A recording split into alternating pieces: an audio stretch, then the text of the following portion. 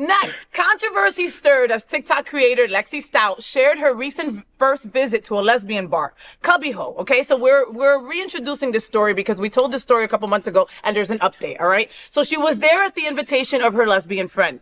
Things took a turn when a straight male friend briefly joined them at the bar. Okay. A bar patron confronted him, igniting debate over who belongs in the LGBTQ plus bars. Stout questioned such attitude. The online community swiftly responded, emphasizing such bars are safe havens for LGBTQ plus. Stout addressed this controversy during the Get Ready With Me video, in which she blamed the online queer community for mean comments and said she is not visiting a lesbian bar ever again. Watch this. Friday night, I went to my first lesbian bar.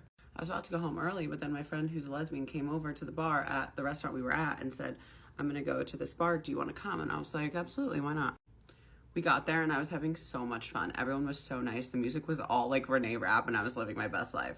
Until one of our guy friends wanted to meet up with us, and he comes into the bar for quite literally 2 minutes. Literally wanted to come in, say hello, and leave. Girl approaches him pretty soon after he walks in and goes, what are you doing here?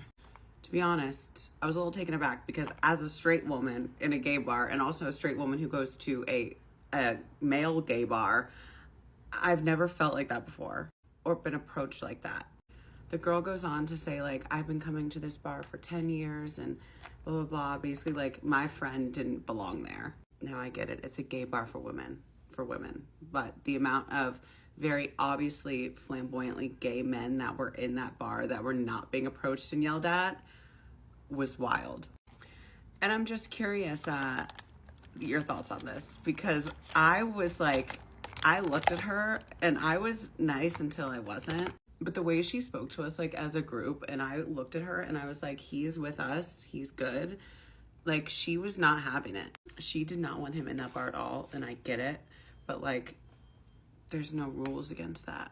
Unless there are, and I didn't see them. But we left soon after because we had already been there for a while, and he just literally came to say hello.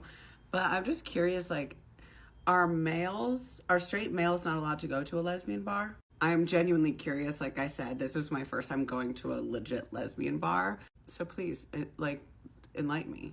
I guess, like, he's probably never going to go back there again because it really wasn't worth the drama. But I just feel it was a little dramatic. A straight woman walks into a lesbian bar. There's no joke about that. That's it. What are we all talking about? All right, so what do you think?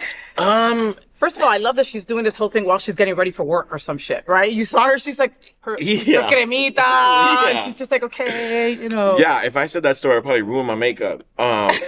I have two kind of ways of thinking about this, because, so if you go to the Eagle, the only one that's really allowed is FayWhat. Like, no chick is gonna be caught in there. No.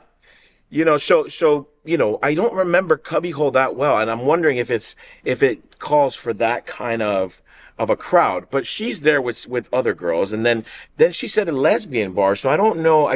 The story is unclear to me. Was it a lesbian bar or was it a gay bar? Okay. Oh, so Cubbyhole is a lesbian bar, and it's not far from Henrietta Hudson in Manhattan, and it's been there for like a million trillion years. Yes. I've gotten drunk there plenty of times. I've seen all kinds of representation there. Okay. You know? Right. And then, you know, how did they know that this man was straight when he walked in? First of all, right. That's why I feel like there's parts of the story missing. Yeah. Because I don't think people are going to try to check you unless you're being belligerent. You know what I mean? Or weird. And you're weird. Or right. weird. Because, I mean, again, there are some, you know, this is a safe space for LGBTQ, right? And so I get the woman's part that's kind of telling her, like, hey, you've got the whole world to be you, right? I need this space where I feel safe to be me without a straight man looking, you know? Yeah, did he hit on somebody? Like, did he say some, like, you know, homophobic shit? Yeah. Like there is a sense of like ownership when it comes to the LGBTQ community with these bars. Like when you go to our house, Like, it's all straight girls. It's all and straight. some people have a problem with it. They're like, my God, like, you know, enough of these, like, bridesmaids or whatever. Or these, the bachelorette parties. Right, the bachelorette parties. Oh, my God. They're like, enough of this shit. Like, but it makes money. So it's still a safe place. And it's inviting to these types of people. But we're doing, okay, we don't want people to treat us like that, right? No gays allowed, right? So, like, how can we do that to them? Okay, and then, but I'm with you because, Yes. God, you have a great leg. Holy shit. Do I? Wow. Ooh, hello. Wow. Sorry. I went to Johnson's one day. Again, another establishment that only FayWhat would say, hey, I want to go in, right? Like, Like, if she was a bear, I wouldn't have work. She would take all my gigs. all the gigs.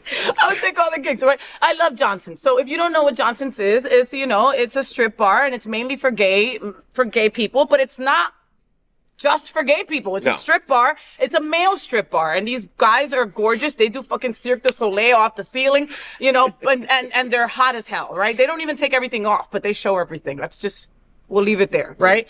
And so I've seen bachelorette parties there, right? That have come in a certain way and then they get belligerent and then, you know, then it's a bad time for the gay patrons that go there on an everyday basis and that's their safe space. Yeah. And that's what I mean. I think that's why I feel like part of the story is missing. Now, let's just take it for what it is. If that's a real story, I'm very upset about that young lady who kind of made it a big deal, because the last thing I want to do is make anyone's experience a shit one, and the last thing I want to do is have straight people think that our experience is shit. Yeah. I want you to come and party, and all my best friends are my cousins, and they're all girls, and they're more like gay men than I am, kind of like you. Yeah. But we would be popping off, and if we see a straight person, we would just be inviting, and it's for the sake of their experience. But I also want them to be like, yo, gay clubs are the shit. Yeah. Like, they're fun. You don't. Yeah. There's no animosity when you go to a straight club. You can't walk and hit someone's elbow by accident without fighting. No, you end up fucking. Yeah, around here, around these parts. You're gonna take a dick. No. But what you're saying, it's true. We want straight people to be an ally, right? Not be like these douchebags don't know how to treat us when we go into their space. We don't want that either. Because remember, there's more of them than there are of us. Okay, so we need them. Yeah. Well, we don't need them. We need them, But we John. want them. We need them, puppy. We want them. We need them. Okay, we need them. Am I gonna get my ass kicked? No, but I don't want you to, to go over the fact that it's a fucking election year. Things are crazy right now. Yes. And, if every straight person does not vote, it votes Trump-wise, we're fucked, Yeah, which to be honest, I think it's going to happen. But I still think that there's a rebellious side of us that are going to fight back. And we're still going to have these spaces. And, it's just like in the 1920s when Prohibition happened, like they were still pushing liquor, even though it was against the law.